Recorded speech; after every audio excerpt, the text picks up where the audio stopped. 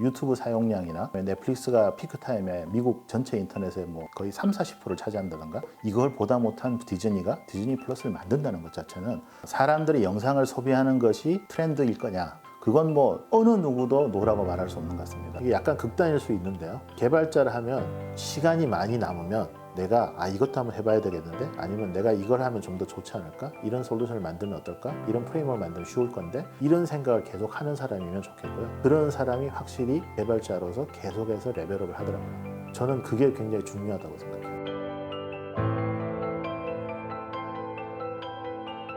처음에 시작할 때는 이제 대우통신이라는 회사에서 근무를 시작했어요. 그때 이제 주로 한국통신, KT하고 그 SI 개발 쪽 일을 많이 했습니다. 그리고 나서 한국정보통신이라서 이지체크란 말로 더 잘 알려진 회사인데요. 그 회사가 이제 신용카드 조회기를 만들고, 그 신용카드 조회기를 이용해서 신용카드 승인이나 지불카드 승인하는 서비스라는 회사였고요. 이제 처음으로 미디어 일을 하게 된 건 지금 그 SBS 컨텐츠업이라는 회사가 있는데, 그 회사의 전신이 SBSI였습니다. 거기에 개발팀장으로 일을 했습니다. 그때 이제 처음으로 사실은 스트리밍이나 그런 일들을 했었고요. 그 회사에서 한 3년 정도 일을 하고, 그 다음에 제 사업을 좀 했었습니다. 그 사업을 하고 있는 동안에 이 푹이라는 회사가 설립이 됐는데, 푹 초기에는 제가 멤버로 조인 안 했지만 1년 정도 지난 시점에 일종의 이제 외주업체처럼 들어와서 같이 일을 하기 시작했고요. 그 다음에 이제 4월에 제가 입사를 했고요. 지금 벌써 5년이 지났습니다. 사실 스트리밍이라고 해서 일반 웹서버나 포탈하고 다른 점이 많지는 않습니다. 포탈이나 일반 서비스는 컨텐츠나 어떤 데이터를 나열하고, 그걸 사용자가 보면 이제 그걸 제공할 때 최종 제공되는 형태가 글자냐, 이미지냐, 아니면 동영상이냐, 이게 세 개가 제일 큰 차이고요. 사용자가 로그인하고 회원가입을 하고 지불을 하고 이런 것들은 다 똑같습니다. 저희가 개발한 코드를 그냥 랜덤하게 꺼내가지고 게임 서버의 코드를 꺼냈을 때, 둘을 딱 섞어놨을 때 이건 OTT 코드고 이건 게임 코드야 라고 구별할 수 있는 부분이 그렇게 많지 않을 거라고 봅니다. 기본 기술도 같고 기본 어프로치도 같고 다 같은 거죠. 차이는 마지막 스트리밍 부분의 차이입니다. 크게 보면 결국은 웹 서비스 개발이고, 좀 좁게 보면 웹 서비스 개발인데 최종 컨텐츠가 동영상이다, 이렇게 조금 더 나눌 수 있을 것 같습니다. 상당히 많은 사업이 기술이 잘한다고 끝나는 건 아닙니다. 개발자가 정말 잘하면 승패가 나는 사업이었으면 정말 좋겠어요. 그런 사업은 사실 많지 않습니다. 구글도 사실은 그 당시에 야후의 파워드 바이 구글이라고 해서 검색 엔진을 팔았던 그 사람이 사실은 제가 볼 때는 가장 수훈갑이지, 검색 서버를 만든 사람보다 그 사람이 실제 구글의 성공에는 더 도움이 됐을 것 같습니다. 그런 면에서 기술로 모든 걸 다 잘한다고 말하면 참 좋은 얘기지만, 사실은 기술이 할 수 있는 한계가 있는데요. 그렇지만 굉장히 그게 작은 일은 아니라고 봅니다. 넷플릭스가 지난 한 1-2년 동안은 이제 컨텐츠가 많아요, 새로운 컨텐츠를 많이 만들었어요로 홍보를 하고 자기 마케팅 하는데요. 그 몇 년 전까지만 해도 우리는 기술 플랫폼이 좋아요, 우리 플랫폼 절대 안 죽어요, 우리는 추천 시스템이 정말 좋아요가 오히려 메인이었어요. 내가 컨텐츠가 많아요, 새로운 컨텐츠를 만들어요는 어떤 궤도에 도달해야만 할 수 있는 일입니다. 시작할 때부터 통신사나 방송사가 그래 난 여기에 목숨을 걸었어 하고 뭐 이러면 사실은 처음부터 그냥 오리지널 컨텐츠를 할 수 있습니다. 기반이 웬만큼 올라가서 가능성이 있게까지는 기술이 할 일이 굉장히 많습니다. 포탈은 아무나 만들지만 좋은 포탈은 몇 개 안 되잖아요. 그런 것처럼 사실은 동영상 서비스를 만드는 거는 이론적으로 보면 뭐 누구나 다 만들 수 있는 것 같습니다. 그렇지만 잘 돌아가고 의미 있게 만드는 건 좀 다른 것 같습니다. 현재 개발이 OTT 시장에서 할 수 있는 가장 큰 미덕은 튼튼하게 만들고, 가장 코스트 이펙티브하게 만들고, 나중에 실제 이것이 사업이 잘 될 때 유연하게 만드는 게 제일 큰 목표입니다. OTT는 하나가 더 있는데, 유저가 왔을 때 서버에서 스트리밍을 내려주고 라는 게 하나 더 있습니다. 이 부분이 생각보다 노하우가 많습니다.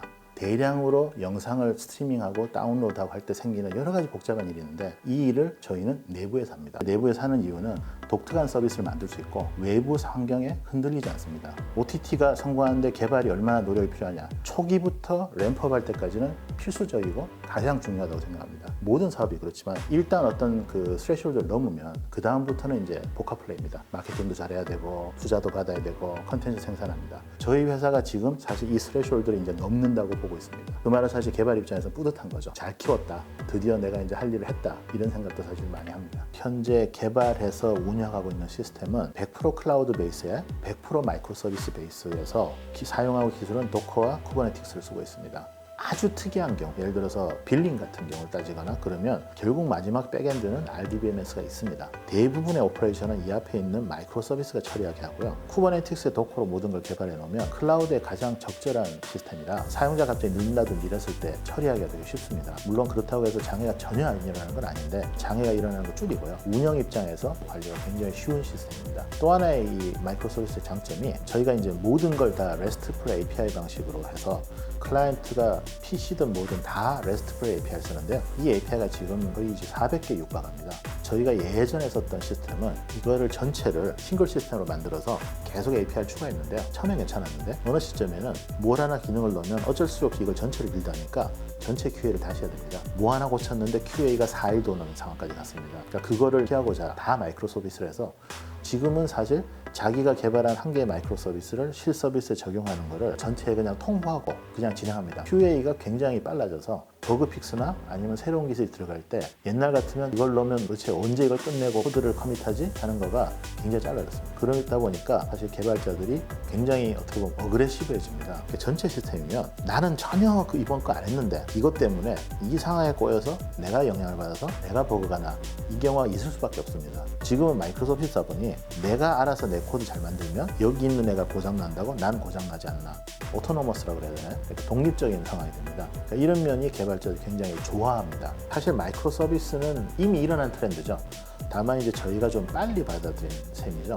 마이크로 서비스라는 트렌드 자체는 그렇게 됐지만 사실은 영상 분야에 적용할 때 노하우라고 해야 되나요? 이렇게 해봤다가 안 되니까 바꾸자 뭐 이런 것들은 저희 내부에서 많이 일어났습니다. 옛날에 한 개의 시스템을 할 때는 저희가 이거를 개발하는 언어나 프레임워크를 한 개로 구성했어요. 이거를 단넷으로 했습니다. 지금은 이제 마이크로 서비스가 되다 보니까 사실은 굳이 모든 사람이 같은 언어를 쓸 필요가 없어서 저희가 지금 허용하고 있는 언어가 C#, 자바, 자바스크립트, 파이썬, 고랭 이렇게 되어 있습니다. 마이크로 서비스의 그 중에 가장 적용이 좋고 잘 가고 있는 언어가 고랭과 노드.js입니다. 고랭과 노드.js로 사실 소스 코드가 많이 모이고 있는 중이고요. C#이나 자바는 많이 줄어들고 있는 상태입니다. 배포된 한 400개 정도의 마이크로 서비스의 비율로 보면 80%가 노드.js고요. 어떤 특정한 앱들이 속도가 더 필요하다 그러면 대부분 고로 개발이 되어 있어요. 노드는 제가 프레임워크를 만들어 놨는데 프레임워크대로 따라하면 좀 심하게 과장해서 말하면 몽고DB 호출하는 부분과 리턴 필드 채우는 부분만 고치면 그냥 API가 끝나요. 그러니까 굉장히 쉽죠. 근데 이제 고랭은 그 정도는 아니거든요. 그러다 보니 이제 선택을 딱 봤을 때 노드.js가 처음에 쉬워 보이기 때문에 노드.js를 많이 왔어요. 노드.js로 가는 거에 대해서 제가 반대가 없었던 이유가 마이크로 서비스는 굉장히 도움이 되는 거예요. 특히 쿠버네티스를 쓰는 마이크로 서비스의 특징이 뭐냐면 쿠버네티스가 이제 전체 마이크로 서비스를 관리하고 예를 들어서 A라는 기능이 마이크로 서비스가 5개 떠 있었어요. 그러면 쿠버네티스가 계속 이걸 모니터링 하다가 얘들이 CPU를 점점점 많이 써서 힘들어하면 이제 쿠버네티스가 얘를 5개였다가 6개, 7개, 8개를 띄워줘야 되거든요. 그런 면에서는 노드.js가 싱글 스레드라 부하가 생기면 생기는 대로 CPU나 이런 것들이 바깥에서 티가 나요. 힘들면 힘들다고 하는 거죠. 그러면 쿠버네티스가 관리가 하기 쉬워요. 퍼포먼스 면에는 어떨 때는 자바와 단넷이 한 개로 따지면 훨씬 나을 때도 많아요. 근데 이거는 이제 하나가 혼자 최후 방어선이 아니고 쿠버네티스라는 놈이 최후 방어선이기 때문에 내가 힘들면 힘들다고 하는 게 훨씬 유리한 거죠. 저희 시스템이 이제 지금 아마존에 있는 서버가 있고 저희가 쿠버네티스가 어떻게 되어 있냐면 힘들다 그러면 계속 띄우고 저희가 할당된 게 있는데 이거에 거의 가까이 가면 심지어 아마존 서버를 더 할당해서 아마존 한국 이전의 서버가 없어질 때까지 입장할 수 있도록 설계가 되어 있어요. 그 말은 얘가 힘들어도 계속 늘어나면 결국은 나눠서 힘들지 않으면 괜찮거든요. 그런 면에서 굉장히 저희한테 좋은 거죠. 기술 스택은 저희가 좀 특이한 걸 되게 많이 쓰는데요. 예를 들어서 카산드라 NoSQL을 국내에서 거의 최초에 가깝게 도입했어요. 몽고DB도 굉장히 빨리 쓴 편이고요. 예를 들어서 아파치 카프카로 전체 메시지 버스를 한다든가 스웨거라고 해서 자기 API를 다 디파인하는 걸 하고 거기에서 코드를 자동 생성하고 이런 식으로 개발 환경 프로세스 자체가 문서화가 되도록 하는 노력을 하거든요. 저희는 이제 주로 기획 조직과 우리 개발자가 보통 다이렉트로 얘기를 하는 스타일이에요. 아키텍처 자체를 그렇게 둘만 얘기하면 되게 만들었기 때문에 굳이 뭐 전체 PM이 일정 조절하고 이렇게 스타일로는 안 하고 있어요. 새로운 기술들을 넣는 데는 굉장히 빠른데요. 그런 기술들을 다 제가 검토해서 넣냐 그러지 않고요. 저희 개발자들이 자기가 하는데 이게 필요하다고 와서 주장하면 시스템적으로 큰 무리가 없거나 테스트가 되면 사실은 받아들이는데 반대를 하지 않습니다. 지금은 이제 제가 노를 해야 될 정도로 많이 들어옵니다. 저는 굉장히 좋다고 생각해요. 아무거나 막 하는 건 아니고요. 서로 충분히 디베이트하고 제 말이라고 다 듣는 거 아니고요. 제 말에 거부하고 개기는 사람이 저는 더 좋습니다. 그 사람은 뭔가 자신 있는 거거든요. 그런 친구들이 이제 쫙 있기 때문에 저희가 최종적으로 결정한 그 오픈소스나 이런 솔루션이 들어가서 기존 거보다 안 좋아져서 뺀 적은 아직은 없습니다. 아마존 코리아 리전에 쿠버네티스가 생기기도 전에 도입을 했어요. 그래서 저희는 지금 쿠버네티스를 스스로 만들어서 그러니까 아마존에 있는 ELK를 쓰는 게 아니고 직접 만들어서 쓰고 있는데요. 저희는 쿠버네티스 테스트하는데 벨리디 테스트한 걸 한 2달 했어요. 2달 해보고 결론이 이거다라고 결론했는데요. 웃기게도 제가 그때는 저는 오히려 도커 스웜을 주장했거든요. 근데 CTO랑 연구원이 싸워도 연구원이 이길 수 있는 조직입니다. 그래서 그 친구가 이겼고 그래서 쿠버네티스 갔고 지금 저는 쿠버네티스에 굉장히 해피하고요. 사람이 약간 개방적이고 약간 이것저것에 관심 있는 사람이 저희는 좋아요. 근데 이게 보통 다른 회사와 다른 거예요. 그런 데는 사실은 자바로 경력 4년, 5년, 6년, 7년 되면 좋은 캔디데이트예요. 저희는 그런 사람보다는 자바를 3년 했고요. 안드로이드도 좀 했고요. 저희는 그런 식으로 와서 이 사람이 이것도 해보고 저것도 해보고 싶고 그러다가 자기 마음에 드는 거에서 미친 듯이 들어가고 이런 사람이 저희한테 굉장한 자산이거든요. 굉장히 잘하는 사람 중에 성격적으로 굉장히 원만한 사람이 많지 않아요. 뭔가 모난 게 있고요. 서로 간의 커뮤니케이션이 쉽지 않은 경우도 있는데요. 그런 것들은 사실 저나 저희 부장들이 커버해 줄 부분이라고 생각하고요. 사람들하고 얘기 잘하고 커피 잘 마시고 술 잘 마시는 사람보다는 모나더라도 이 기술이나 그런 플랫폼에 대해서 제가 뭐라고 했을 때 자기가 맞으면 끝까지 맞다고 주장할 수 있는 사람, 거기에 상응하는 기술, 능력을 가진 사람을 제일 원해요. 커뮤니케이션에 익숙한 사람들은 직접 하는 경우도 많고요. 그게 잘 안 되는 경우는 저희가 도와주는 경우도 있는데 일도 잘하고 커뮤니케이션도 잘하고 슈퍼맨이면 좋겠지만 그렇지 않고 내가 선택해야 된다면 그 일을 사랑하는 사람이 훨씬 높고 커뮤니케이션은 사실은 제 입장에서 그렇게 중요하지 않은 거죠. 만약에 우리 회사에서 3년을 지났거나 6년을 지났으면 그 친구가 입사했을 때 알고 있었던 기술 중에 그대로 쓰고 있는 게 거의 없기를 바라요. 현재 우리가 처해 있는 이 인터넷 개발 쪽의 어떤 트렌드는 거의 생명주기 한 6개월 정도밖에 안 되는 것 같거든요. 계속해서 기술이 바뀌지만 본인이 기술에 대한 감각 그리고 본인이 기술 전반에 대한 이해 때문에 새로운 기술을 썼을 때 아무 두려움이 없이 잘 써나가는 사람이었으면 좋겠고요. 그렇게 되는 게 제가 볼 때는 엔지니어한테 굉장히 좋은 거 아닌가 그렇게 생각합니다. 요즘 회사에서 한 사람이 10년, 20년 회사에 누가 있냐. 자기가 쓰고 싶은 걸 해보고 자기가 하고 싶은 일을 해보고 다른 데 혹시 갈 때 레주메에 쿠버네티스를 공부했어요가 아니잖아요. 몇백만 명이 쓰는 시스템을 쿠버네티스로 운영했는데 잘 운영했어요. 근데 마이크로 서비스로 개발을 해봤다. 마이크로 서비스의 전체 툴체인을 자기가 설계해서 돌렸다. 심지어는 CTO가 반대했는데 끝까지 계속 내가 했다. 그런 레주메를 만들기가 쉽지 않죠. 근데 저희는 그런 사람이 많아요. 개발자 입장에서 여기가 굉장히 좋은 커리어를 부스팅할 수 있는 조직이다. CTO 말을 안 따르는 조직입니다. 본인이 자신 있으면 자기가 원하고 자기가 볼 때 옳다고 생각하는 솔루션과 방법론을 얼마든지 투입할 수 있는 조직이기 때문에 개발자가 신나서 일할 수 있는 조직을 만들려고 노력을 많이 합니다. 결국은 본인이 레벨업 할 수 있는 기회를 계속 주고 여기가 재밌는 개발자의 놀이터, 개발자의 직업장이 됐으면 하는 게 제일 커요.